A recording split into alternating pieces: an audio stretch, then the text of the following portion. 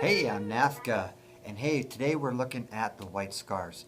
And I know people have been talking about them a lot lately, but a lot of people have been talking about their bikes. I want to talk about something different because it's not the bikes that get me all that excited anymore.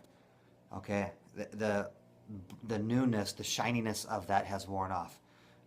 Instead, I'm going to talk to you a little bit about how I will be fielding my white scars, and that is with Stern Guard.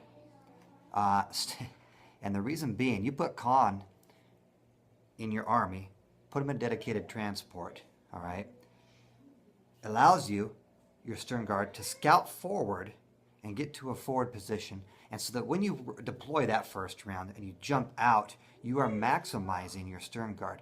And that's always been one of the big problems I've had with stern guard is, okay, so what, you drop pod them in and you get hit by interceptor shots, or you slowly move them forward, but you're only getting half your shots because you're not in rapid fire range. Okay, so I've always felt that stern guard didn't get their full potential until they got into the fray.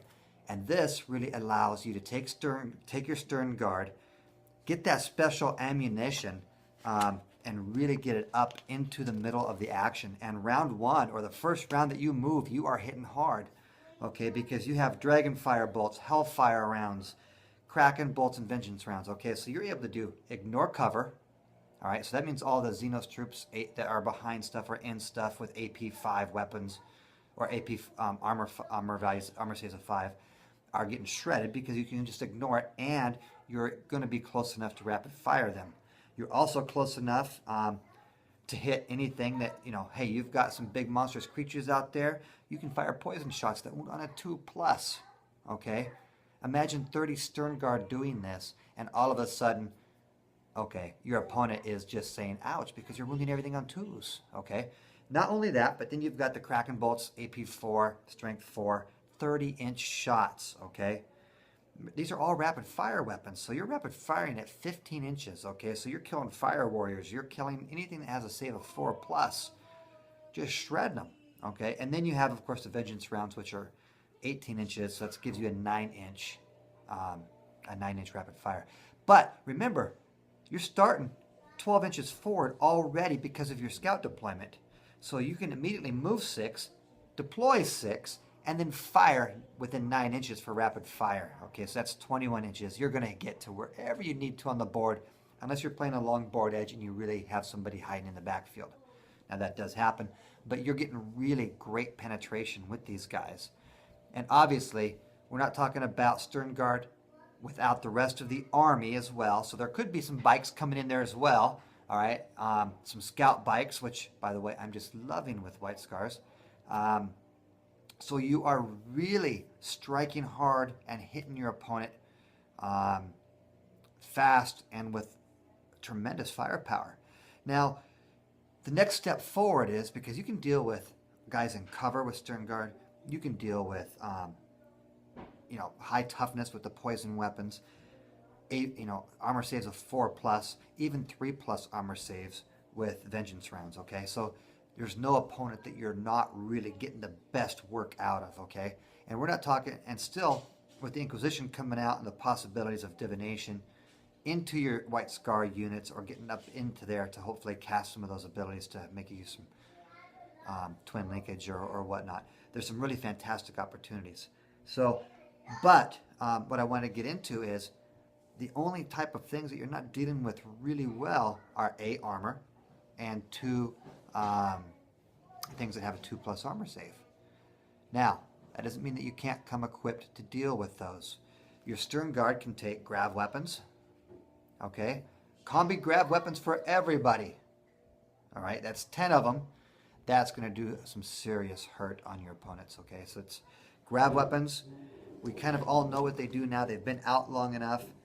A grav gun is 18 inches, so you're going to get 9 inches with 2 shots each. But if you do that times 10, that's 20 shots. That's a dead Riptide, okay? That's a dead whatever you're shooting at. Or you can just do what I'm doing, and I'm doing 5 grav guns, 5 combi grav guns, 3 combi meltas or sorry, it's 5 combi meltas I was doing. Um, and that gives me the potential to also strike armor where it hurts. Instead of worrying about I want to be able to hit them. Swap out Meltaguns in there as well if you want, and for the combis. I just have combis going because that's what I have the models going right now, but I probably will be putting 2 Meltas in. And that just gives you more punch so that these squads can handle anything on the field, because you start 12 inches forward, and that is what's maximizing your stern guard potential for White Scars. So anyhow, that's pretty much what I wanted to talk about, is getting the most out of your White Scars, your stern guard. It's a lot of points. Don't it's you're talking over 350 points for a squad of 10, but they're that tough and that strong, and you scale down according to the size of your game. You're playing 2,000 points. You've got enough out there. 3 squads of 10 stern guard. It's 1,000 points of stern guard, and the rest is bikes. The rest is anti-air, and you're doing some fantastic stuff. I believe that the stern guard for White Scars is actually better than having them as troop choices, because you start back, and I don't want to drop pod my guys in. There's just too much Tau, big templates, AP3 going out there and saying, okay, all your stern guard are dead the round they come in because you just got out of your drop pod, which was the classic way of fielding them. So I really do like stern guard with White Scars.